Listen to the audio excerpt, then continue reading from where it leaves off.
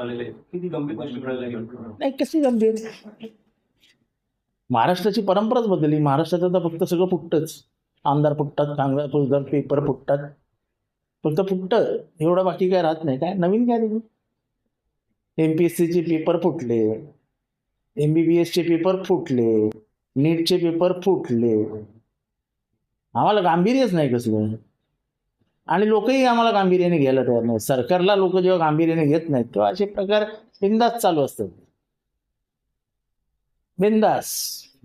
त्यामुळे याच्यात काही प्रतिक्रिया काय द्यायची, परत तेच होणार. तरी एक्झाम घेऊ, चौकशी करू, जे दोषी आहेत त्यांना ताब्यात घेऊ, झालं. ह्याच्यावरती काय उत्तर येणार आहे का? काही येणार नाही. तर अधिवेशन चालू आहे अशा प्रकारच्या काही घटना कोणाला काय फरक पडतो अधिवेशन चालू आहे? चला, मी आता येऊरला तुम्हाला घेऊन चाललो. जंगलामध्ये, मध्य जंगलामध्ये भिंत बांधली जाते. अहो, जर कोणाची जमीन नाही ह्या बाजूला आणि त्या बाजूला, तर तुम्ही मध्ये भिंत कशाला बांधताय? हे कोणातरी जमीन काढून द्यायची आहे.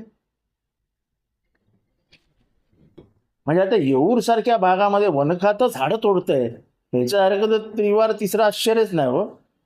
काय बोलायचं, नुसतं बोंबलं धरायचं, दुसरं काही करायचं नाही लोकप्रतिनिधी. इथला संघ पाटलांचा एक प्रश्न आहे.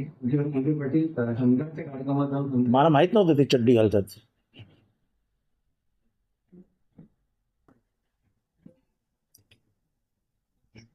परंतु पाहिलं तर नीट पेपर फुटी नंतर जे आहे ते हा जो नीट पेपर फुटी प्रकरण आहे त्यामध्ये पक्षासाठी खऱ्या अर्थाने गंभीर दखल घ्यायला हवी होती. अशा प्रकार घडू नये म्हणून तर देखील पेपर फुटी प्रकरण असं आहे की सरकारला गांभीर्याने काही घ्यायचंच नाही. आम्ही निवडून येणार आहोत, मशीन आमच्याकडे आहेत, पैसे आमच्याकडे आहेत, पोलीस आमच्याकडे आहेत, ज्या यंत्रणा निवडणुकीसाठी कामी लागतात ते सगळ्या यंत्रणा आमच्याकडे आहेत.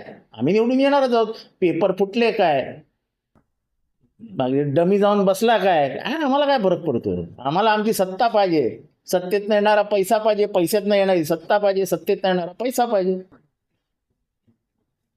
काय मोठं. केंद्रीय मंत्र्यांना आता बदलणार आहेत आणि त्या संघाने मी बाबा, माझं काय केंद्रापर्यंत संबंध नाही. माझे आपले जे काय गल्ली बोळात तुमच्यासारखी लोक आहेत त्यांचा संबंध काय केंद्राशी आपलं संबंध. तर ऑपरेशन टायगर 0.3 ची चर्चा देखील सुरू आहे. 14 आमदार देखील फुटणार आहेत. शिंदे सगळ्या विरोधी पक्षाने तर बात करून टाकायला द्यायला. सगळे विरोधी पक्ष ठेवूच नका. 100 कोटी रुपये देऊन टाका. मला जरी 100 कोटी देत असतील घेऊन टाकतो द्यायला. लाज लज्जा सोडूनच दिली सगळ्यांनी, तर आपण कशाला धरून ठेवा? बिंदास सोडून टाका. चला, लाजाही वाटत नाही. विरोधी पक्षात आहेत इनमिन 50 आमदार, तेही फोडायचे म्हणजे काय? तुम्हाला काय, तुमची सत्ता काय 300 आमदार करणार की काय? आणि त्याच्याने काय चांगली सत्ता राबवणार? सक्षम विरोधी पक्ष नेता, सक्षम विरोधी पक्ष हा चांगल्या लोकशाहीची ताकद असते. सरकारला प्रश्न विचारले गेले पाहिजे की नाही, तरच जनतेचे प्रश्न मार्गी लागतील. प्रश्न विचारणे माणसंच जिवंत ठेवायची नाहीत. लोकशाहीच्या माध्यमातून त्यांना खतमच करून टाकायचं. कशाला ठेवता विधानसभा वगैरे? 288 आमदारांपैकी 280 आमदार तुमच्या बाजूला घेऊन टाका, एकदाचा विषय तर पूर्ण टाका. राष्ट्रवादी काँग्रेस फुटणार ह्या भीतीने. सगळं फुटणार, कोणी फुटणार, काही फुटणार, फुटू द्या. काय काय एक माणूस राहतो ना जिवंत, बस. भीमा कोरेगावच्या लढाईमध्ये 27,000 समोरच्या पक्षात होते आणि निवडक 200-300 समोर होते. त्या 200-300 जणांनी 27 हजार मुणक्याच कापून टाकले. अतिरेक करू नका. जनता बदलाईल. जनता नाही विकत घेऊ शकत. झालं, एकदा घेतली, लाडकी बहीण दिले, एकदा पैसे दिले, एकदा दोनदा हे दिले आणि अख्ख्या म्हणजे सिस्टीमचा वाटोळं केलं. कोण भीतीत घाबरते हो? बिंदास मारून टाकलं त्या ट्रेनमध्ये, त्या पोरीने बिंदास ढकलून दिला होणाऱ्या नवऱ्याला. भीतीच राहिलेली नाही. कारण पेपर वाचताना सेटिंग होत आहे, मॅनेज होता है यार, सब कुछ मॅनेज होता है, सब कुछ म्हटलं की झालं ना बोला सगळं. विरोधी पक्ष हातात झाला असं वाटतं. नाही, मी तरी काय हाताश बिताश होत नाही. मी माझी लढाई चालू ठेवणार, चालू आहे, चालू राहील. काय हाताश बिताश होत नाही. पण हे बघून दुःख होतं की तुमच्याकडे एवढा पैसा येतो ना, 50 कोटी, 100 कोटी, त्याचे 6 म्हणजे जवळजवळ 600 कोटी, एवढे पैसे येतात कुठनं? कुठल्या स्कॅम मधनं आणता एवढे पैसे?